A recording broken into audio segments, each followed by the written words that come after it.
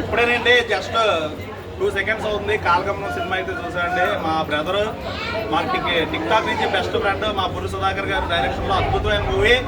చాలా సూపర్ అండి, ఇంకా మాటలు లేవు. క్లైమాక్స్ అయితే నేను కళ్ళంటి నీళ్ళు పెట్టుకుంటా ఉన్నాను. క్లైమాక్స్ 20 నిమిషాల ముందు నుంచి ఈ తమ్ముడు ఇద్దరు అమ్మాయిలకి బ్రదర్ కింద చేశాడు, మెయిన్ రోల్ చేశాడు. మా వైజాగ్ అమ్మాయి గాజువాక్ నుంచి చేశాడు తమ్ముడు చాలా మంచి క్యారెక్టర్ చేశాను అన్న. మంచి పేరు ప్రఖ్యాతులు వస్తాయి. అలాగే మా సుధాకర్ గారికి కూడా మంచి అద్భుతమైన పేరు ప్రఖ్యాతులు రావాలి. చాలా చాలా చాలా మంచి సినిమా తీశారు బ్రదర్ మీరు. సూపర్ సినిమా అయితే ఇంకా మాటల్లో చెప్పడానికి మంచి విలువలతో ఉన్న ఒక్క సినిమా తీశారండి. విలువలు, కుటుంబానికి విలువలు ఇచ్చారు. ఆడపిల్లలు ఎలా పెంచాలో చూపించారు. బ్రదర్ గా మా బ్రదర్ అయితే మరి జీవించాడు, హీరోగా చేశాడు. ఆ తమ్ముడు కూడా చాలా అద్భుతమైన పర్ఫార్మెన్స్ అండి. అన్నింటికన్నా విలువ మీ డైరెక్షన్ ఏంటి సుధాకర్ గారు. ఎక్కడ మాటలు ఏంటి, ఆ క్యారెక్టర్ ఏంటి, ఆ పాటలు ఏంటి,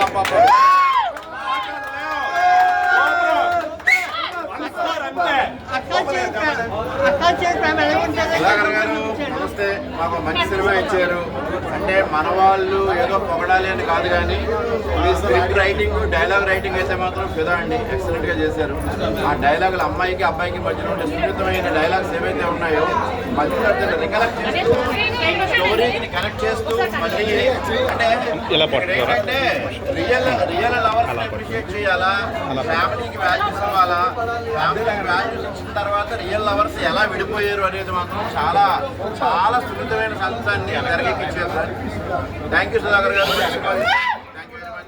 సుధాకర్ గారు మీరు ఇంకా మంచి మంచి సినిమాలు తీస్తూ ఉండాలండి.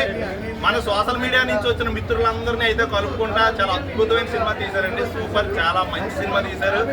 ఇంకా చెప్పడానికి మాటలేవండి, వండరు ఇంకా మాటల్లో. అద్భుతమైన సినిమా అయితే కళ్ళంటే నీళ్ళు పెట్టుకున్నారు చూసిన వాళ్ళందరూ. అంత అద్భుతమైన సినిమా తీశారండి. ఇటువంటి కథలు కనుమరుగైపోతున్నాయండి, అసలు ఎక్కడ రావట్లేదు.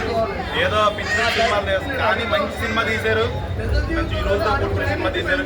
ఈ సినిమా కాలగమనం ప్రతి ఒక్కరు చూడాలి, కంపల్సరిగా చూసి తీరాలి.